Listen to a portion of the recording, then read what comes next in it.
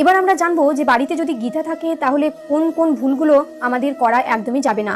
গীতা অত্যন্ত মহাত্মপূর্ণ ধর্মীয় গ্রন্থ। প্রত্যেক মানুষের জীবনে গীতা পাঠ করা জরুরি বলে জানাচ্ছেন শাস্ত্রকররা। মনে করা হয় যে ব্যক্তি নিয়মিত গীতা পাঠ করেন তিনি জীবনে সুখ, সাফল্য ও সমৃদ্ধি লাভ করেন। যে বাড়িতে গীতা থাকে সেই বাড়িতে কয়েকটি নিয়ম অনুসরণ করা জরুরি। জেনে নিন বাড়িতে গীতা থাকলে কোন কোন কাজ করা ঠিক নয়। বাড়িতে গীতা রাখার নিয়ম। বাড়িতে গীতা রাখলে কয়েকটি বিষয় মাথায় রাখা উচিত। মনে রাখবেন, গীতা হলো পবিত্র ধর্মগ্রন্থ, তাই এই বইকে পরিষ্কার ও শুদ্ধ স্থানে রাখুন।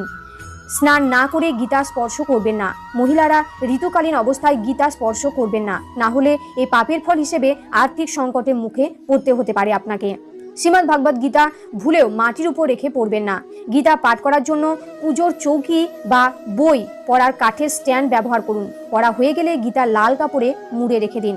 নিজের আসনে বসে গীতা পাঠ করুন, অন্য কারোর আসনে বসে গীতা পাঠ করুন।